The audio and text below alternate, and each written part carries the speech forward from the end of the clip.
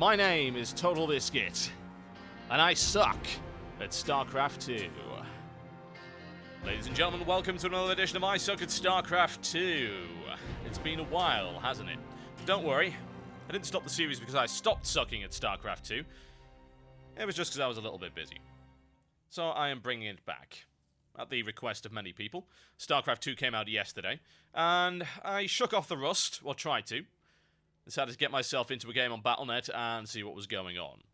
As it happens, I'm still terrible at Starcraft 2. My opponent is also playing Protoss. He goes by the name of Myzak. Check him out right here. This is a PvP match, which is not all that interesting. Those of you who are completely new to StarCraft 2 might want to watch my earlier videos. They give you some introduction as to the basic concept. You'll have noticed in my previous videos I only played Terran. In this case, I've switched to Protoss for the time being, just to see what was going on with them. I played them a little bit before the end of Phase 1 beta, and I learned the basics of it, but still nowhere near any good with them. So you start off with your pylon right here, and you'll have noticed that I did screw up the order slightly there. I had a period of being supply blocked, which is never good. It's non-optimal. Look at our opponent right here. He decided to set up closer, which means that he had less of a supply block issue, since he had less travel distance to go and place his pylon. So his pylon was up before the supply block kicked in. Now, he's setting up the double gateway there to start off with, which is interesting, honestly, because that would indicate that he is going to go for some early aggressive tactics, and as it turns out, that doesn't really happen. Not as much as you might think, at any rate. The two-gateway push is a good strategy to use on an awful lot of maps. This one's pretty reasonable for it. Fairly short distance between the two bases. You can push forward with a lot of zealots early on and overwhelm your opponent. In Protoss versus Protoss, it really comes down to, hey, can I get more zealots than my opponent, and can I micromanage them better? Now, as it turns out, I managed to sneak a prober in there and thought, hey, I'll build a proxy pylon, and I'll see what I can do with it. But that didn't work out so well. Now, there's a cheese tactic, which involves building cannons in their base. In order to do that, you've got to build a forge, and then you start sort of leapfrogging cannons, which is fine, because he doesn't have visibility of me yet, but he will get it. There you go, because I'm an idiot, and I popped out my probe, so he spotted that. And of course, the reason that that happened is that I built the forge in the wrong place. So do watch out. If you're going to cannon rush, just be a little bit careful with where you place things. Cannon rushing, it's not what I would consider an all-in strategy. You can recover from it, but it is risky. Very risky, and it is extremely cheesy. In the meantime, I've gone with a single gateway into Cybernetics Core, blocking off with a single zealot. If we have a look at the unit count, we will see, without too much of a problem, that his army is somewhat bigger than mine. He's got more production available there. He's actually going straight into 4 gateway. He's already got his Cybernetics Core up, and of course he's spotted my forge, and that's a lot of expense just thrown down the toilet. In the meantime, I'm reinforcing as much as I can, only with a single gateway, which is not too helpful. What I should have done here is started building a cannon straight away, as then at least I could have got one cannon on my platform there, which would have repulsed the early zealot attack. I didn't do that because I wasn't really thinking. Right there, one thing you will notice with the Protoss, something you've got to learn. I've bound my Nexus to the 5 hotkey. What you need to be doing is making sure you're using Chrono Boost at every possible opportunity. And I should have started researching Warp Gate way sooner than that. Didn't do that, but at least I'm Chrono Boosting right here. Otherwise, not Chrono Boosting out any more Zealots. I do have a Stalker, which is something he doesn't have. He's got 5 Zealots, and I would expect him to start pushing fairly soon, and that's exactly what happens.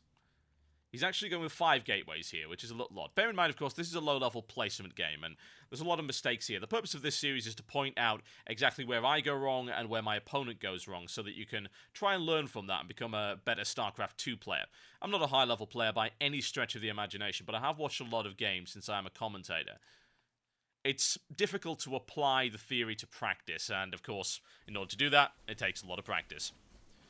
5 Zealots. Okay, first thing they're going to do is take out that, and the thing is, they don't want to. They decide to charge in straight away after effectively losing 1 zealot. I'm outnumbered there, trying to get my Stalker the hell out of there.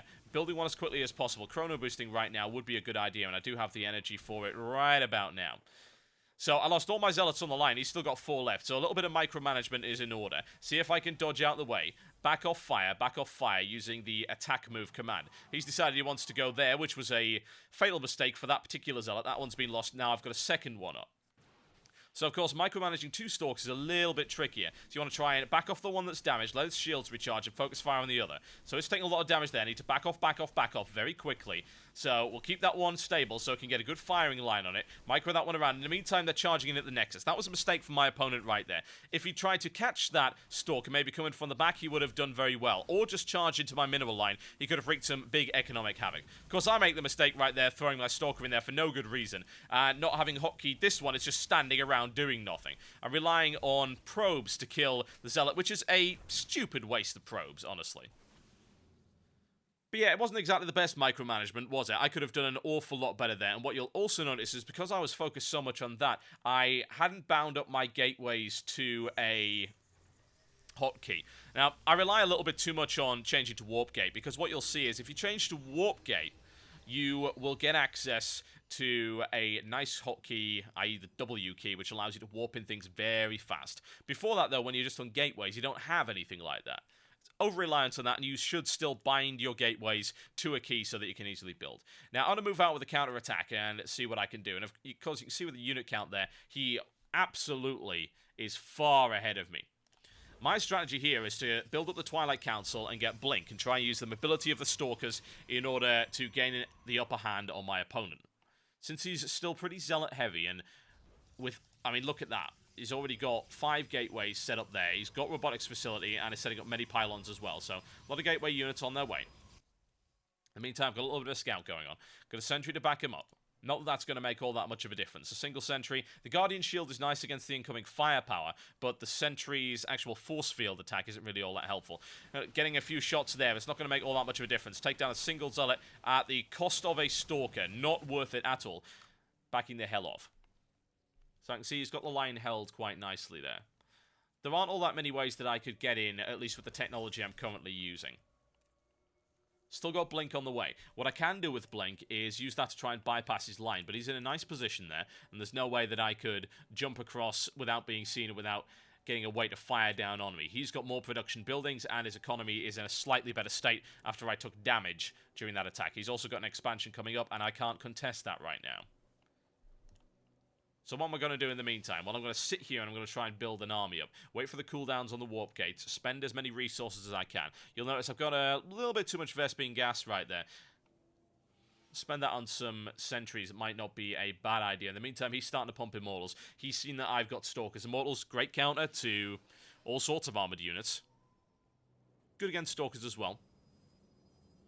I mean, it's not the best. Bear in mind that the Immortal has a hardened shield, and the hardened shield procs against anything that does 10 or more damage. So my particle disruptors do 10, but against armored they do 14. So they do take a chunk of damage off, but it's nowhere near as effective as, say, against a siege tank, which hits an awful lot harder than that. In the meantime, I'm building my own robotics facility, and he's got a very nice force on its way. Having a look around and seeing what he can see. Don't know what he was checking for there.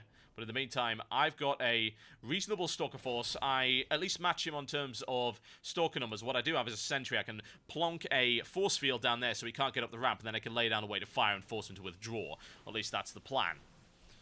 Popped in a couple more sentries because I had too much Vespene gas, so I wanted to sink that into something. Now he attempts to go up the ramp. Do I pop the force field? Yes, I do. So his zealots are fairly useless. Focusing fire down, he pops up his Guardian Shield to reduce the damage and backs off with no losses. However, he knows that he can't get up that ramp since a lot of that damage he's got is coming from the zealots, and they've been rendered useless by the choke point that I've set up right here. In the meantime, I could try and outnumber him with a home ground advantage. Let's have a look at units and see what he's got. He's got an Immortal, and he's got another one on the way. He's going to need more than one just to go. And I decided to get a little bit aggressive there and lose a Stalker in the process. Hardly worth it. Can I nail down that Zealot, make it even? No, I can't.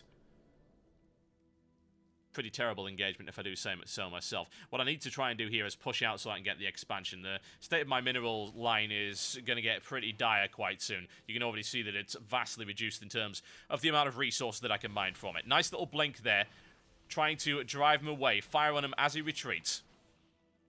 Force field placement, a little bit out of the way there. Doesn't make too much of a difference. You got to bear in mind, on an open plane like this, you need a lot of sentries to place enough force fields for that to really be effective. But one way or the other, I've driven him away from there. He's actually got a proxy pylon, which I haven't scouted. You see there. Actually, I have scouted it. I just didn't notice it at all. Of course, now I know that it's there. Easy blink down there to eliminate the proxy pylon. Get that out of the way. At least he can't bring in reinforcements closer to my base. He still hasn't got warp gates, though, which is kind of odd, honestly. Still pumping out those standard gateway units.